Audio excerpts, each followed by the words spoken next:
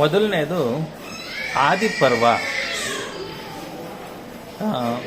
ಆದಿಪರ್ವ ಇದರಲ್ಲಿ ಇವೆಲ್ಲ ಷಟ್ಪದಿಗಳು ಕುಮಾರವ್ಯಾಸನ ಬರೆದಿರತಕ್ಕಂಥ ಎಲ್ಲ ಕವನಗಳು, ಪದ್ಯಗಳು ಎಲ್ಲ ಷಟ್ಪದಿನಲ್ಲಿ ಅಂದರೆ 6 ಸಾಲಿನ ಪದ್ಯಗಳಲ್ಲಿ ಬರೆದಿರತಕ್ಕಂಥ ಎಲ್ಲ ಪದ್ಯಗಳು ಕರ್ನಾಟಕ ಭಾರತ ಕಥಾಮಂಜರಿ. ಇದರಲ್ಲಿ ಮೊದಲನೆಯ ಪದ್ಯ ನಾನು ಈಗ ಓದ್ತೀನಿ. ಶ್ರೀ ವನಿತೆಯರಸನೆ ವಿಮಲ ರಾಜೀವ ಪೀಠನೆ ಪಿತನೆ ಜಗಕ್ಕೆ ಅತಿ ಪಾವನನೆ ಕನಕಾದಿ ಸಜ್ಜನ ನಿಖರ ದಾತಾರ ರಾವಣಾಸುರ ಮತನ ಶ್ರವಣ ಸುಧಾವಿ ನೂತನ ಕಥನ ಕಾರಣ ಕಾವುದಾನತ ಜನವ ಗದುಗಿನ ವೀರನಾರಾಯಣ. ಇದು ಪದ್ಯ, ಮೊದಲನೇ ಪದ್ಯ ಬರೆದಿರತಕ್ಕಂಥದ್ದು.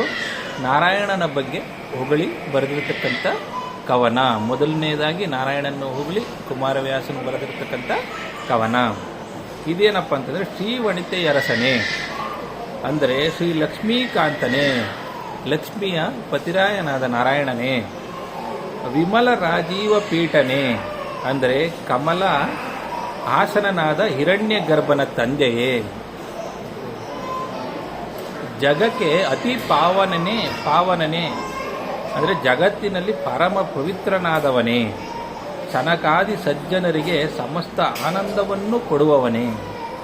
ರಾವಣಾಸುರನ ಸಂಹಾರವನ್ನು ನಿರೂಪಿಸಿರುವ ಮಾಡಿರತಕ್ಕಂಥ ನಿತ್ಯ ನೂತನವಾದ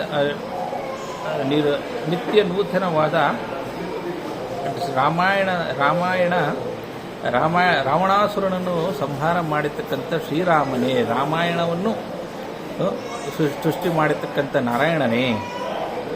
ಕೇಳಲು ಮಂಗಳಕರವಾದ ಅಮೃತ ಸಮಾನವಾದ ಶ್ರೀಮದ್ ರಾಮಾಯಣದ ನಾಯಕನೇ. ಗದುಗಿನ ವೀರ ನಾರಾಯಣನೇ. ಶರಣಾಗತರಾಗಿ ಬಂದು ನಿನಗೆ ವಂದಿಸುವ ಸಮಸ್ತ ಭಕ್ತ ಜನರನ್ನು ಕಾಪಾಡು ಎಂದು ಹೇಳ್ತಕ್ಕಂಥ ಮೊದಲನೆಯ ಕವನ. ಶ್ರೀಮನ್ನಾರಾಯಣನನ್ನು ಹೊಗಳಿ ಮಾಡಿರ್ತಕ್ಕಂಥ ಮೊದಲನೆಯ ಕವನ ಕುಮಾರವ್ಯಾಸನದ್ದು. ಧನ್ಯವಾದಗಳು.